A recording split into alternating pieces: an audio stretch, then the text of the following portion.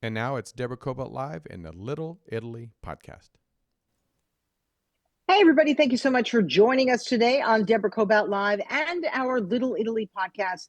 And joining me is a friend, Alexia Melocchi, film producer and also author who wrote this terrific book, The Heart of Show Business, Your Roadmap to Hollywood. Welcome. Welcome today.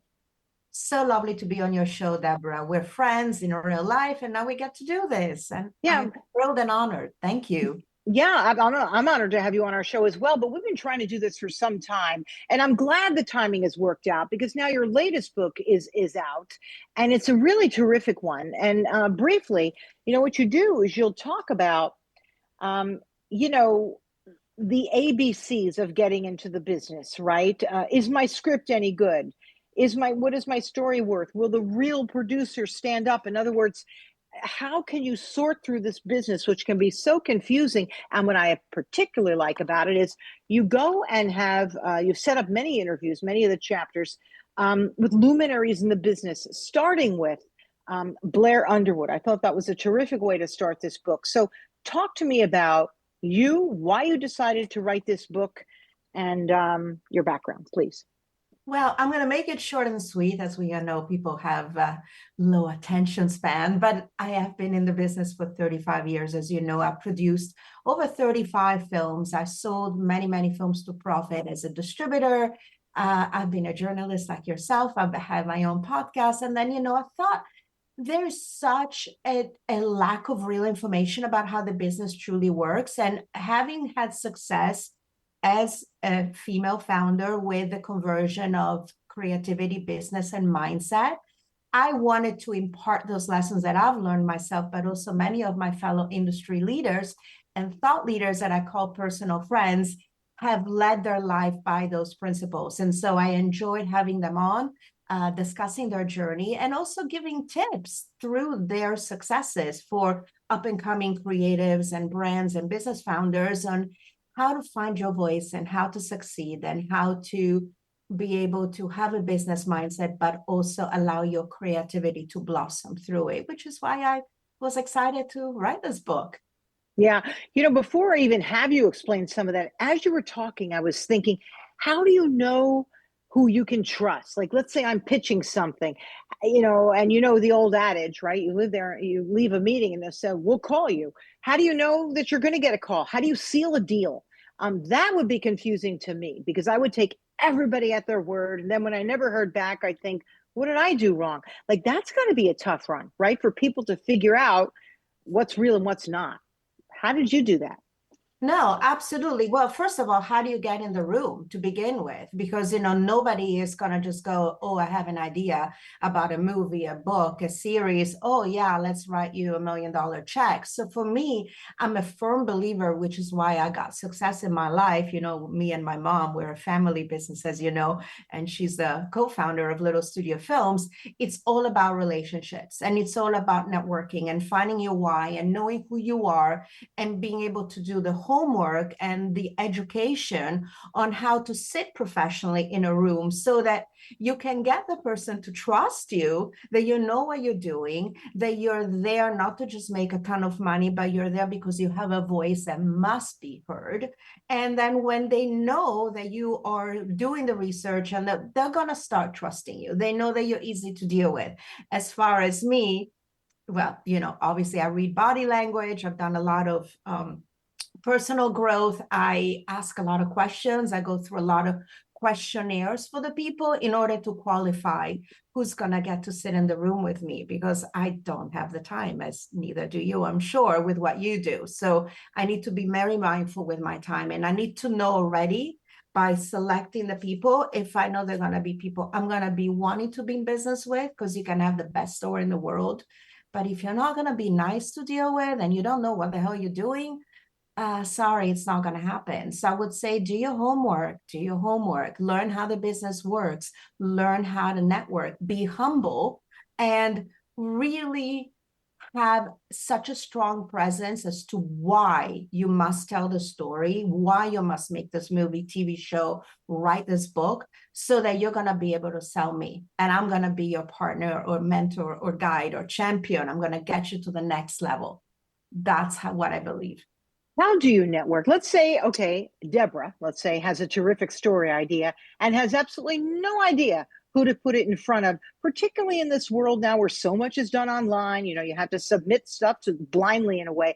How do you do that? How would I, somebody who really doesn't know where to start, how do I even begin? What's your first step?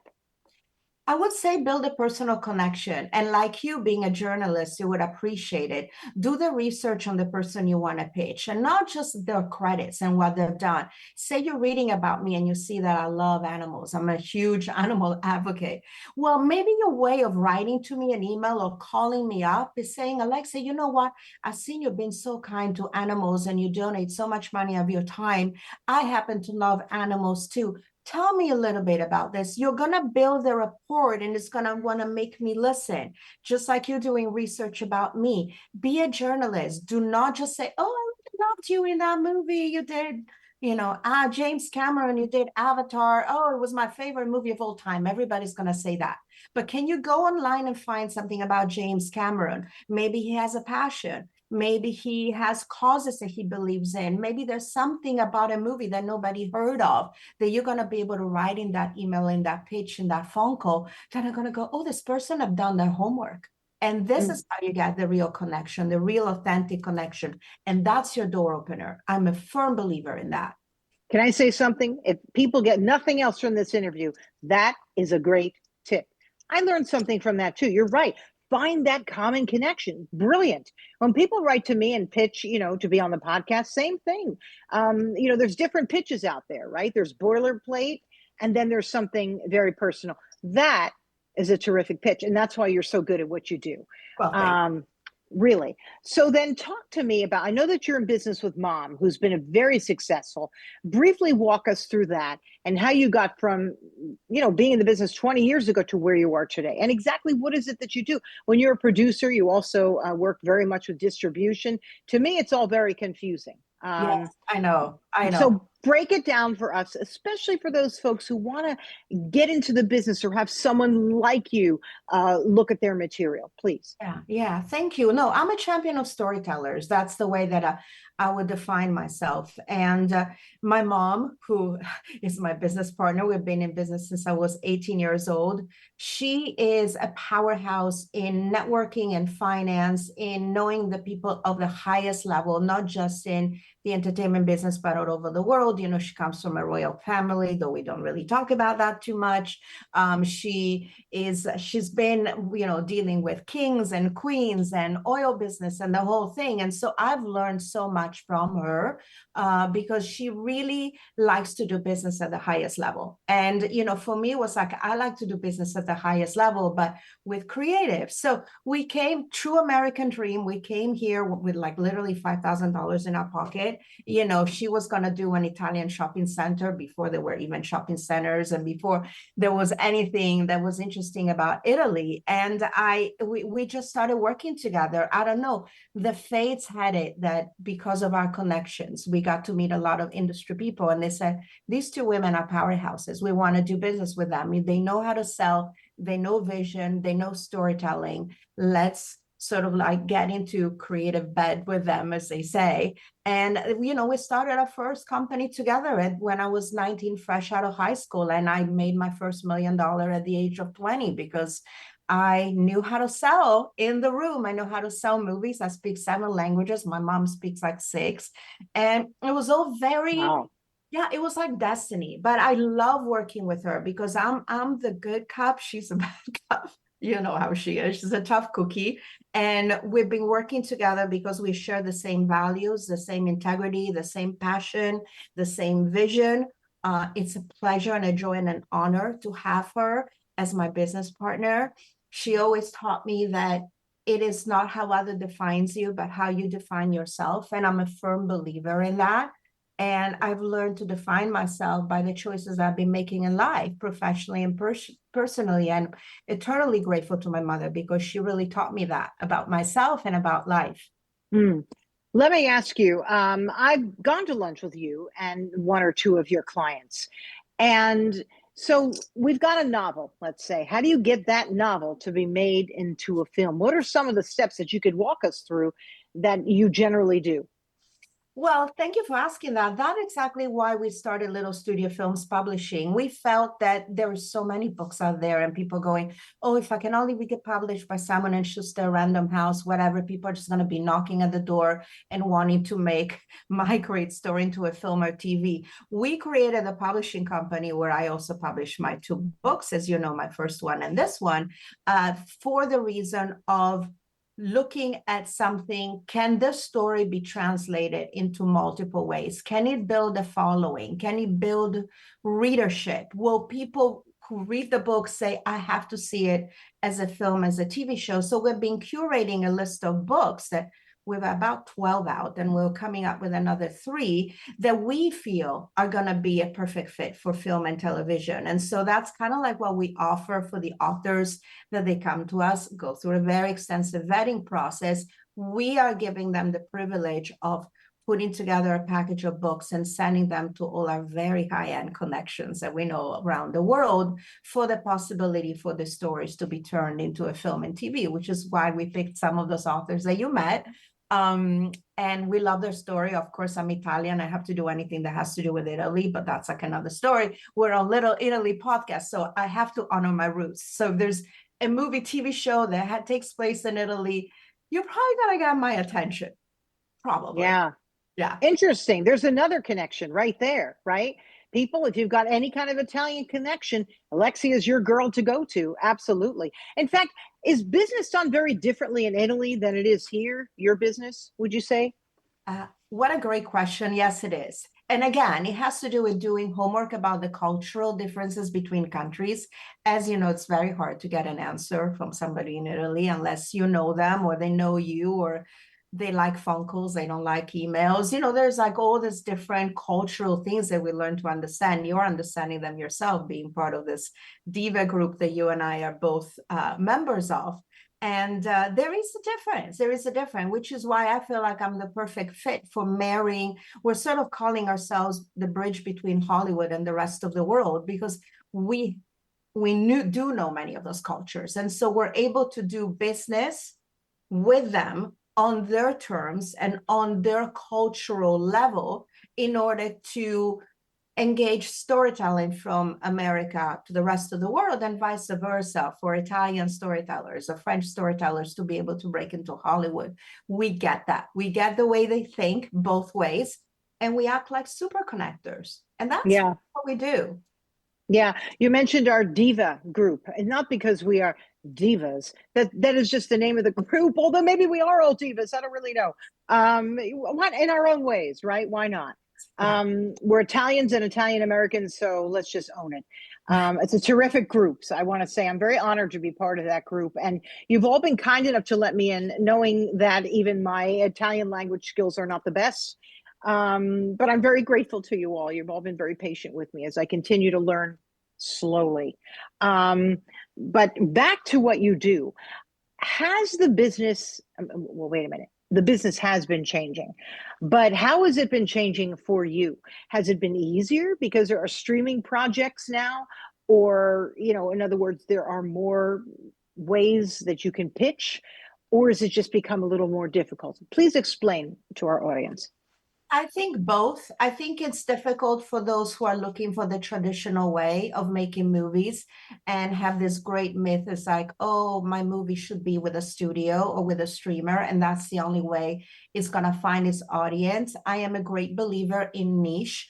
I am a great believer in storytelling. And I think for me, you know how I like to pivot. I mean, look, I created a podcast. I started a publishing company. I'm writing my own books.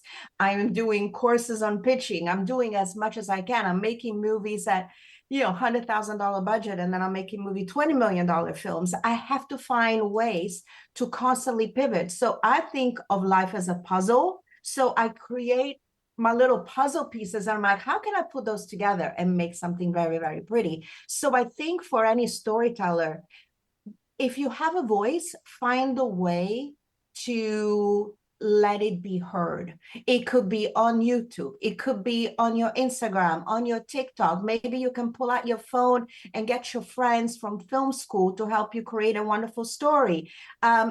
The audience will find you. I really do believe that. And maybe it's a blessing that all these big companies are coming together, because we're going to have to find ways not to depend on them. A little bit like in the music business. So, there was Napster, and then, people said the business is over. But look at how many great artists came after that. How many people doing their own tours and creating music and finding ways to perform and using social media to get themselves seen and heard. I think a great story, a great brand, a great visionary behind it will always find its audience. I'm a firm believer in that. Call me Pollyanna. Yeah. What do you look for? What do you look for in an audience? I look for something that touches my heart, that has a universal message, but even a niche message. How about you? What do you like to look for? What do you gravitate toward, other than anything with an Italian story? I'm looking for takeaway lessons about life, about things. I'm looking about emotional connection. I'm looking about something that is going to engage me in having a dinner conversation after the movie, saying, oh my gosh, have you heard that movie? What did you like? I'm looking for memorable scenes. How many times can we all say, oh, you had me at hello from Jerry Maguire? Everybody has seen that movie. If you ask them, what do you remember about that? Everybody remembers that quote. So I really do believe life is made of moments, as our movies and TV shows are made of moments. So let's create great moments with great storytelling. So that's what really I'm looking for. I don't care if it's, a drama, an epic, a book, or whatever. Am I going to get hooked because I relate to you, to the story in some way, or I feel the world is going to become better because of it, because of your story? Then you got me. Yeah. What kind of success, big success, that you've had that people would know about, that you could name drop a little bit for us? Oh gosh, I wish I could name them all, but I'm signed by confidentiality agreement. But I can say I had a little bit of something to do with La La Land, for example. My distributors helped finance that movie when Damien Chazelle had to sell it in the room and explain to the financiers why he needed that freeway scene at the beginning that cost millions of dollars. So, because I had the privilege of representing a lot of major international distributors, I've been part of movies like La La Land, Hunger Games, Twilight and everything. Unfortunately, I did not get credit for this, but I do have this sort of unspoken credit. I'm a diehard for independent filmmaking. I mean, I've done quite a few movies that, you can see on Apple and Amazon and, Netflix and everything. Nothing that really personally that I've made from the beginning to the end that made hundreds of millions of dollars. So that's going to change, because I got a lot going on in 2026, and I'm very hopeful that that will happen. But again, it's about telling a story. And I'm very proud of every single movie I've done, those that everybody saw and those that nobody saw, because I grew through them. And I have life memories, and I help filmmakers find their voice. And for me, that's a win-win anyway, even if I didn't make millions. Hopefully I will one day. I've made them and I've lost them many times over. So why not? It's going to happen again. Yeah, and there continue to be so many changes. There's Giant who wants to purchase Giant, right? So that's really confusing. Who knows what's going to happen from that? I'm only going to guess, and I'm someone who's an outsider, that could be a little difficult to navigate, especially in the beginning. Eventually it will settle down. Am I correct? You know what I'm talking about. Yes, absolutely. I think it will settle down. It is a transitional time, but let's look at it in the positive way. If somebody's going to be spending $84 billion to buy a studio, that means that there is storytelling is alive and well. And, you wouldn't spend all this money if you don't think that people are still going to go to the movies. They're still going to watch, Netflix or whatever you want, a streaming show. They're still not going to talk about those things. There's going to be video games, AI, music. It's a very exciting time, I think, because this is a perfect opportunity to tell a story in 1,000 ways. You don't just need to have a TV show or a film. You could do video games. You could do a little web series. You could do all kinds of things, write books. So, but yes, it's going to be hard for those that are expecting to pay the rent just on storytelling. That might be a little challenging for the time being, but listen, great civilizations are born by artists. And if we don't have artists, then what kind of civilization are we going to have in the world? So hooray for the artists. I really hope that, because you mentioned something, that you like to go to a film and then talk about it after the film. That's community. That's bringing the film full circle. What was your experience? What did you see? How about you? What did you see? I think that's really important. So I really hope going back to the theaters is something that becomes something people are excited about. I really miss that, even though I enjoy watching it at home, in my sweats and whatever it is I'm drinking. But you know what? Dressing up just a little bit, getting out the door, taking my car or walking to the movie theater, seeing other people and having that community, you really can't replicate it, right? I hope that comes back. I'm sure you do as well. Yes, yes, I hope that. I have so many life moments where I've been in crisis or looking for an answer where I just would go and get a matinee pay. Well, no longer $5, but back in the day, Back in the day. $5 for a matinee. And you just immerse yourself with some popcorn and just be by yourself and see all these characters on the screen and then just feel life again. We're all connected and we're like, oh my God, this is happening to these people. Then that means that I'm not crazy. I can be also relating to that, right? So yeah, you don't get that like on a streaming thing, unless you have a big party and everybody comes and watches like The Bachelor where they're having viewing parties. But yeah, no, I'm with you. That's very well put, actually. And no, we're not crazy. no. I love that you said that. That was very funny. Let's talk a little bit about some of the folks that perhaps you want to highlight from your book. I really enjoyed the first one with Blair Underwood. Perhaps we can talk about Michael Beckwith as well, if people know who he is. Just if you can just highlight a few of the chapters and personal stories that are highlighted in your book. Yeah, I will. And full disclosure, by the way, I do have a co-author. Her name is Sandra Jerome. She took care of a lot of the second part of the book, which is the technical stuff. She's a writer that I represent, and she learned so much through me that she wanted to show other writers how it's done. So I want to say, kudos to her for helping me out on that part. My part was mostly the interviews, as you know. Blair is a dear friend of mine, and he's a man who believes in family, faith. He's a really old school Hollywood star, and I really love that he never really compromised his values in order to get places. So I thought what he had to offer in that interview was really fascinating as well. I'm sure people will read the book, hopefully, and they'll get inspired themselves. Reverend Michael Beckwith, I mean, who hasn't seen The Secret? Who doesn't believe, right, that everything is in our mind, and whatever we put our mind into, we can maybe make manifest. I had the privilege of being somebody who goes to Agape, to his church every Sunday. And thanks to the magazine, I got to meet him because, as you know, I used to write for them. And I got to have him on my podcast. And then I got to, obviously I knew him already by being somebody that goes to his church, but he has so much joy in life. And he really believes in, the discipline of, blisscipline, as he calls it. And so to me, that there was much to talk about with him. And then, of course, Keith Mitchell, who was an NFL quarterback, as you know, he got paralyzed, he got injured, and then he basically taught himself to walk again through breathing and meditation, again, the mindset part, and then women supporting women like Vanessa Berkovich, who did the Queen's series with Angela Bassett for, oh my gosh, showing about the animal hierarchy and how female animals are just as important as the male. And we need to have women that celebrate stories about women or female animals. It doesn't matter, the female species. And she hired all women in her shows. So I always try to find that something that is going to be interesting for somebody to read. I have journaling prompts, as you've seen. I've got little takeaways. It's just a little, proactive sort of way of writing books, and it's been awesome.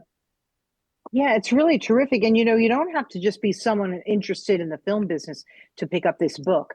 I learned a lot from each and every chapter of the people that you highlighted. It was one per chapter, and they talked about their journey, what's important to them. And by the way, Blair Underwood, I have to say, you said he's a real family guy. This is true. When I had my first child, I was in I think a Parent and Me, or Mommy and Me, Daddy and Me, class with him. And that immediately struck me. Every week we'd show up and there would be Blair with his child as well, and just so loving and kind. And was fairly new to Hollywood, so to me, Hollywood and people on TV programs were still, to me, bigger than life, right? And then all of a sudden, the more years you live here, you realize they're really storytellers. They're people who really are engaged and bringing somebody's story to you, and they're just human like the rest of us, right? But that's a big memory that I have about him, and he really was wonderful, and I got to know him as well through that class. And that's the way Hollywood is. You end up meeting people, and they end up people that you connect with and you work with. And I know that's been very important to you, to surround yourself with people who not just believe in you, but you believe in them too, right? Yeah, thank you very much. And it's true. The most successful are the most humble. I'm sure you've seen that in every area of life. Yeah, absolutely. What else would you like to add to our interview? I mean, there's so much we could talk about. Clearly, your background being an Italian. Is there anything you want to add about that for our Italian audience, particularly the ones in our community here in Los Angeles? We're both part of a group. We attend, of course, the Dive. There's, of course, the Italian Cultural Institute, and so many really terrific things going on in our community for Italians and Italian Americans. Anything you'd like to add? Well, I have to say, I'm very proud of my roots, and even though I had the privilege of coming here at the tender age of 15 years old and doing the whole high school experience, happy days, cap and gown, and the whole thing, I still believe that Italians bring a level of beauty, culture, elegance to everything they do, and innovation. And I feel that's embedded in me, obviously, Yeah, as being a proud Italian. So it has helped me because we believe in real relationship. We believe we in do. real connections, right? That's why we do what we do, even with the Diva, but also, NIAF is a great organization, as you know, the Ah, champions. Yeah.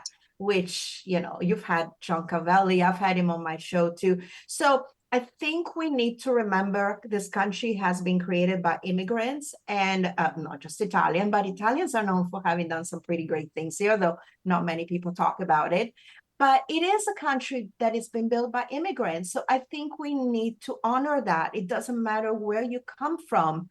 We are all one, no matter where we come. So I think we have to always remember where we came from. And we also need to be grateful for the ultimate stop, which is America, where we now live, and has given us so many opportunities. I know I wouldn't have been able to do what I do in my career had I not moved to America. So I'm super grateful for being a citizen, for having gone to high school here, for having learned the ethics of business and big dreaming big that only America offers. So I think it's perfect synergy, the culture of where we come from and where we're going, which is what this country represents. You have a big season coming up, right? You've got the Oscars, you've got the Globes, you've got People's Choice, all kinds of things. What's up for you next? How are you going to be navigating all that? Because every time I try and get together with friends of mine in the business, yourself, it's like, oh my gosh, I'm so busy. First of all, it's fun, right? Let's just say that it's a lot of fun, but oh boy, is it a lot of work. So what's ahead for you? Well, I have to say, Deborah, I'm having a little bit of film festival and convention fatigue. So I'm going to be dialing down a little bit on those events. I'm starting to really pay attention to the intimate settings, the dinners, with agents and actors and other creatives. I like to go to the Globes if we have a film there or one of our clients' films. Unfortunately, we don't have anything that came out this year. You never know if something will come out of the Oscars. I don't think so, of anything that I've been involved in, either in a small way. I don't think there's going to be anything for me this year, but I'm just going to be celebrating those that win. My dream is to get an Oscar, of course, because I have that in my, it's a thing for, it's either bigger box office or Oscar. For me, it's Oscar because that's when you are recognized by your peers and its quality. And I'm a proud member of the Producers Guild of America, so I'm very active with that. We're trying to champion so much, because if it wasn't a producer, there would be no movies, no scripts, no actors, no directors. People tend to forget that. And we are the orchestra conductors. We're the ones who put everything together. And I feel that producers are very undervalued these days, which is why I'm so happy to be on your show, because I want to show that without the vision of a producer, that story is not going to find its place, because it's going to be who's going to take it to a studio. It's not going to take itself. So you need people who believe in your work and your story. And unfortunately, we're very underpaid, but we're still here. Because you know what, even if you do, even if many of us will do it for free, it's telling somebody's story that moves us and gets us up in the morning. There's no doubt about it. I know that's how you are as well. And I also have to say, you're an Oscar winner to me, and you always will be. And when you actually win one on stage, we'll be applauding you, because that'll happen. That's in your near future. I absolutely know it. So Thank you. I absolutely enjoyed speaking to you. Anything else you want to add that I didn't, ask you about your book, or anything else you'd like to share with our audience? Well, I just want to share real quick that if you want to also pick up my first book, which is An Insider Secret, Mastering the Hollywood Path, that gets a little bit more technical. It's only 99 pages, but it does give you the cliff notes of, body language, time management, what do distributors do, what do buyers do. It's a little bit more condensed. That might be also a good way for those that want to be a little bit more technical. But if you do want to get inspired, just pick up my book.